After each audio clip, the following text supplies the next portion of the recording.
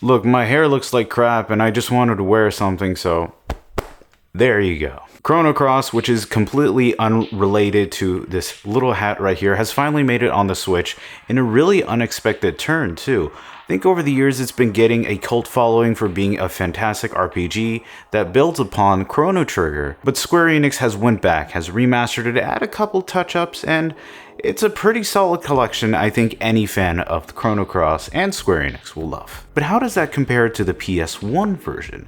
That's what we're going to be looking at today, and a big thank you to Square Enix for providing a code of Chrono Cross on the Switch so you guys can see what's up. Booting the screen, you have this amazing splash screen that has all of the characters of the Chrono Cross universe in one little photo. It's pretty adorable, and you have a choice of Chrono Cross and Radical Dreamers, which we'll be getting into a little bit later. Also, we're going to be going into some of the graphical settings of how this game plays, and this is going to be the main feature a lot of people are going to be looking for when they're looking at Chrono Cross. The way the entire game is going to be displayed is going to be on two options that you cannot interchange between each other. The first one is going to be having the graphical style of old Chrono Cross or new.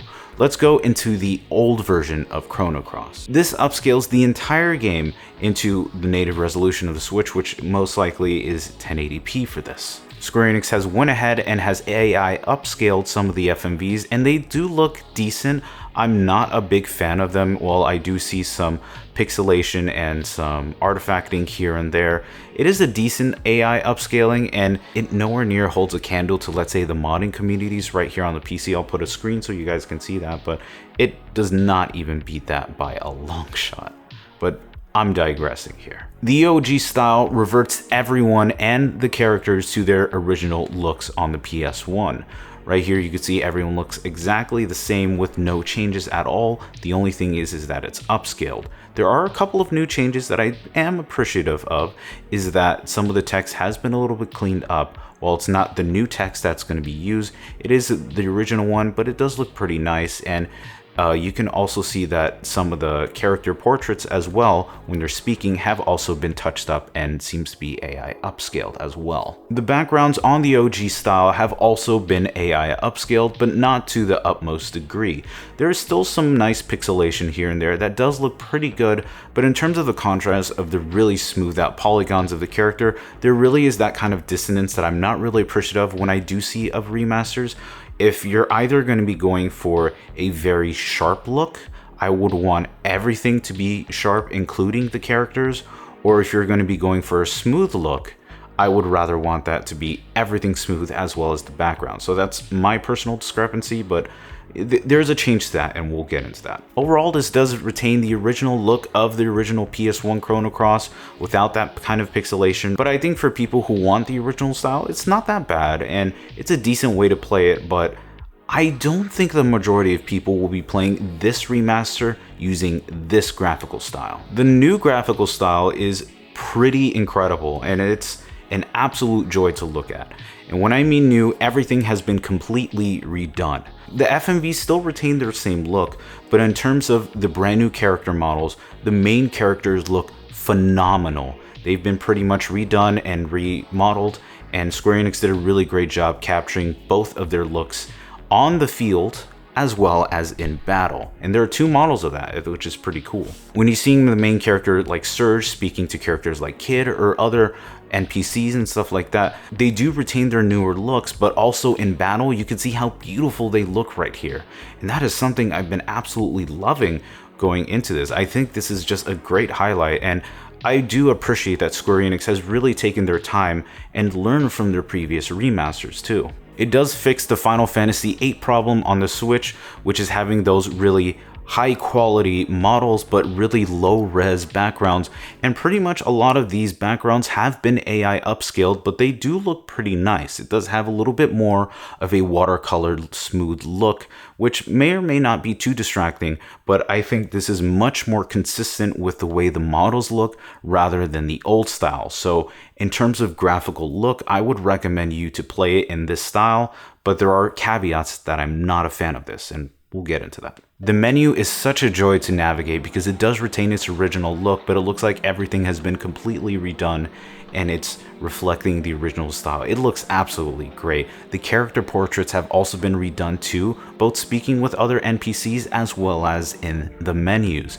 I really do appreciate that Square Enix has taken so much time for the attention of detail to really remaster this as something a little bit more robust, and it looks great in that too. The last setting on the menu is going to be your screen types, and you can pick up to 3.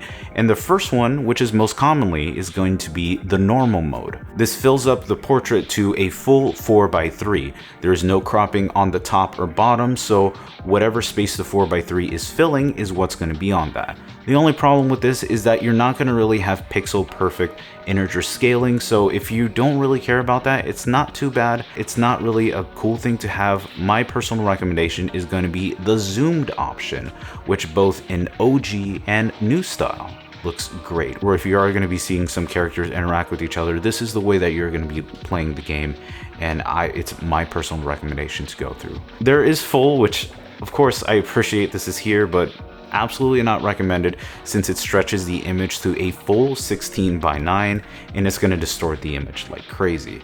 I mean, unless you really want to play it like this, you can go for it, but it's not going to look good at all.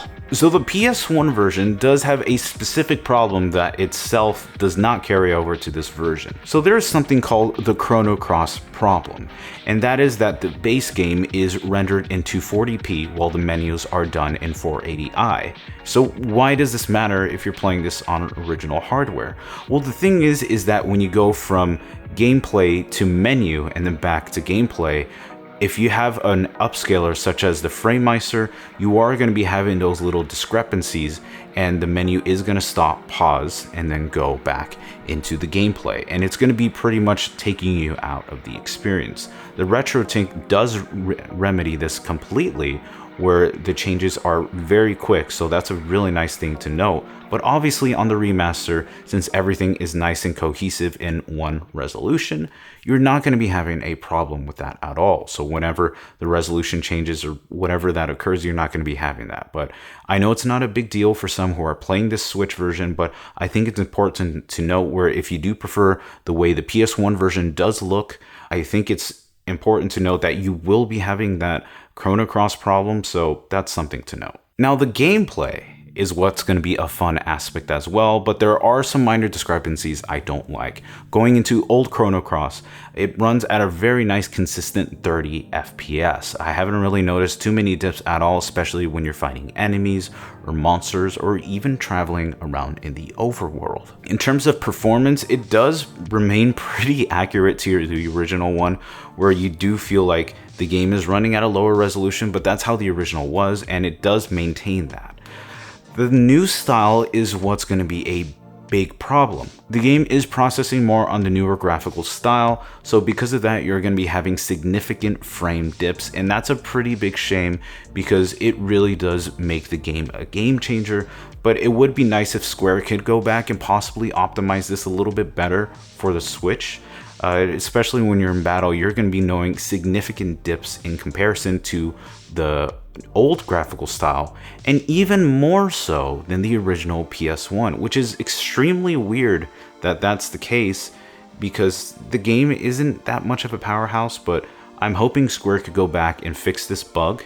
At least I don't know if they have, but it would be nice if they did that. There are new features of gameplay that are very, very cool. Taking inspiration from the Final Fantasy current ports, you also have a speed up, which allows you to speed up the game, so you don't really have to deal with talking in mountains of text if you have played the game before, or you can even slow it down if you just want to really take your time and see the way some of the characters animate, the way they interact with their surroundings. It's a nice option to have. You also have a no battle toggle, which even if you are in front of an enemy, you don't have to battle them at all, and you can keep just interacting with them or surrounding them, and you don't even have to interact that. So people who just want to blaze through the game, you can do that. And there's an even battle boost mode, which basically lowers the difficulty of the game, makes it significantly easier to play.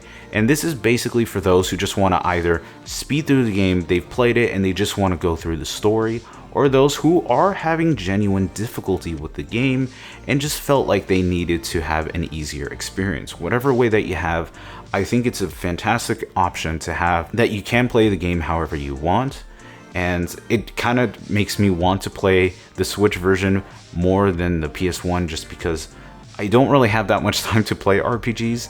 So to be able to kind of just quickly go through the game and just play the story, that's kind of all I want. But then again, for RPG heads, you can still play the game originally how it is, and that's a great option. But the most radical change is going to be the Radical Dreamers expansion, which was presented in the Satellaview version of Chrono Trigger, which hasn't released outside of Japan, except with fan patches that have been released over the years, and you can access that. This is the first official release of Chrono Cross Radical Dreamers, and it allows you to see the bridge between Chrono Trigger and Chrono Cross. So it really has that nice bridge, which I don't really think that Chrono Cross has done with Chrono Trigger.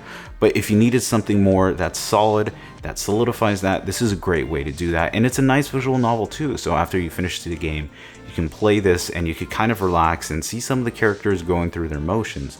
And it's very cool to see that too. It was supposed to be added in the Chrono Trigger version on the DS, but I really do appreciate they had a third chance to bring something like this back, and they did, and it's publicly for everyone to play. I'm always such a huge fan of that. So my final thoughts on this, I think it's a pretty great remaster. It has some features that a lot of people will be really interested in, that some retro fans would prefer the original style. While it's not as sharp as I would like it to be, it still holds a candle to its own. And the new style, for people who want to get into Chrono Trigger or want to revisit it, it looks absolutely phenomenal, and it's a great way to play this. I think $20 is a pretty fair addition for this collection, and I don't think it's asking as much as, let's say, others, because you are getting a pretty beefy RPG game and you're getting a visual novel. So I think it's a nice deal in comparison to other Square Enix RPGs that have currently been re-released. But I do have a problem with this, and you cannot play the original Chrono Cross PS1 on the PSN store. At least to my knowledge, there's no way that you could play this at all. So it kind of sucks that Square Enix delisted this, and I get it because they wanted to prioritize the newer version of this, but I always will have a problem with companies that have a newer version of the game but don't have the original. And I get it, but it doesn't mean I like that. So Square Enix, please change that if you can, because there are fans who want to play the original PS1 game, and now that's completely inaccessible, and there's no way to play that. So it's a minor discrepancy, I know, but it's something that I think should be worth noting. But how are you guys going to be playing Chrono Cross? Are you going to be preferring the original PS1 and having those nice jaggy pixels, but it really does leave a lot to the imagination, or the new style of Chrono Cross, having those beautiful models as well as great battles? But let me know what you guys think. As always, thank you so much for watching. I want to thank my Patreon members right here, including Tells Rob and Power Matt, for supporting the channel, as well as new videos right here. So if you want to see what I do, you can absolutely do that. Thank you guys. I really appreciate it, and I'll see you very soon.